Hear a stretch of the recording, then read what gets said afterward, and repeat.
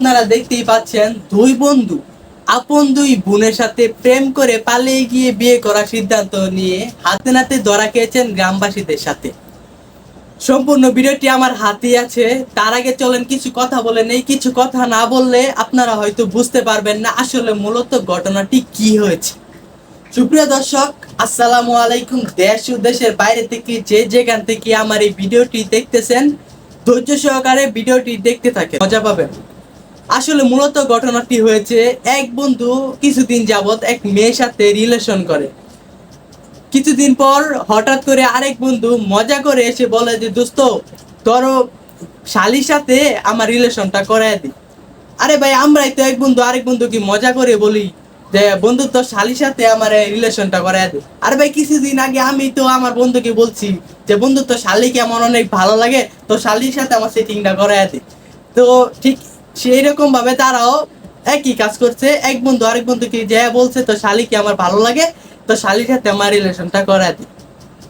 তারপর ওই বন্ধু রাজি হয়ে বললো যে দোস্ত ঠিক আছে, আমার শালির সাথে তো রিলেশন করা দিব। তো রিলেশন করে দেওয়ার পর তারা দুই বন্ধু আপন দুই বোনের সাথে 8 মাস যাবত রিলেশন করার পর হঠাৎ করে একদিন সিদ্ধান্ত নিল পালিয়ে গিয়ে বিয়ে করবো।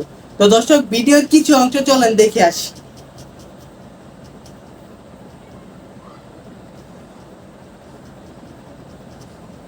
তো আপনারা তো দেখলেন এই ভিডিওতে কি হলো, মানে পালিয়ে গিয়ে বিয়ে করার ফল কি হলো ভিডিওতে তো দেখতেই পেলেন। তো দর্শক, আপনারা যারা এই সিদ্ধান্ত মানে এই চিন্তা ভাবনা নিয়ে ঘুরছেন যে পালিয়ে গিয়ে বিয়ে করবেন, পূর্ণতাভাবে এই এই সিদ্ধান্ত নিয়ে ঘুরছেন, তো বন্ধুরা বলে কি এই সিদ্ধান্তটা মাথা থেকে সরিয়ে ফেলেন।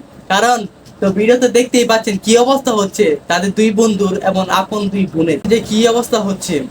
তো দর্শক বন্ধুরা, আজকের ভিডিও এই পর্যন্তই শেষ করছি। নতুন নতুন ভিডিও পেতে আমাদের চ্যানেলটা সাবস্ক্রাইব করে রাখুন। নিয়মিত আমাদের সঙ্গে থাকার জন্য ধন্যবাদ। আপনারা ভালো থাকুন, সুস্থ থাকুন। পরের ভিডিওতে আবার দেখা হচ্ছে। আল্লাহ হাফেজ।